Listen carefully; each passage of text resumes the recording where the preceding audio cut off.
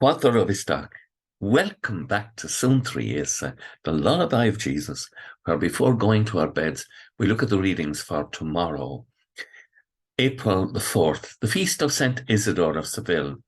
Isidore was a slow learner in many ways, and he tells the story of observing a stone and a drop of water falling on it, and realizing that the water was having no impact.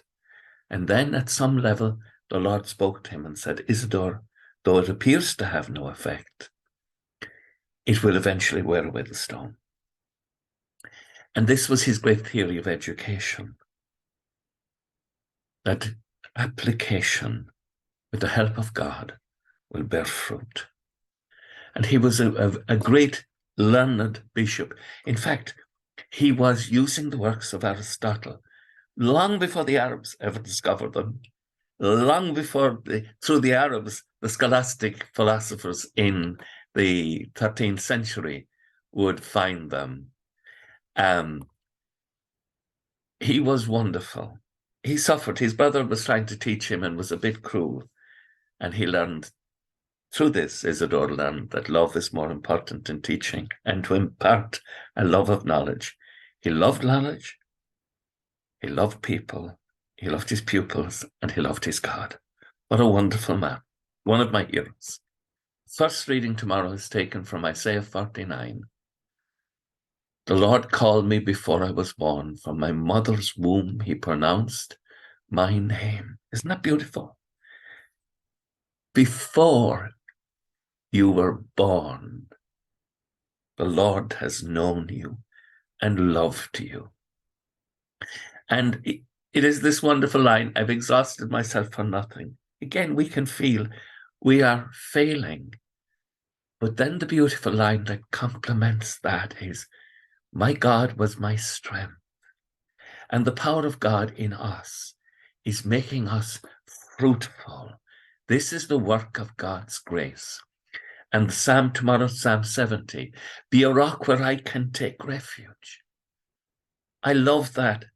God is the rock where I can take refuge, a mighty stronghold to save me. For you, Lord, are my rock, my stronghold. Free me from the hands of the wicked. Have no fear. And the gospel story about the Last Supper, Christ says, I tell you solemnly, one of you will betray me. And of course, we know about Judas. And eventually Judas goes out, and there's this wonderful line tomorrow. Night had fallen. And already when Christ in chapter 3 says to us in John chapter 3, verse 20, for everyone who does wicked things hates the light and does not come towards the light, so that his work might not be exposed.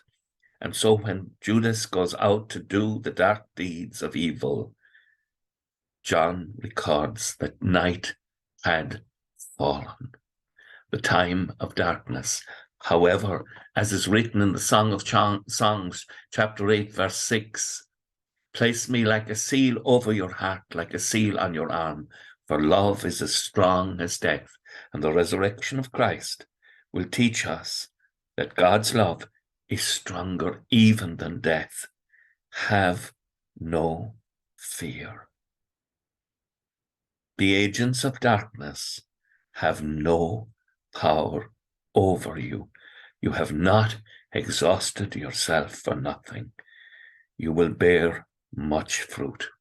With thoughts such as these, let us go to our beds and let us pray that we shall indeed awaken in the morning with the praise of God on our hearts and on our lips.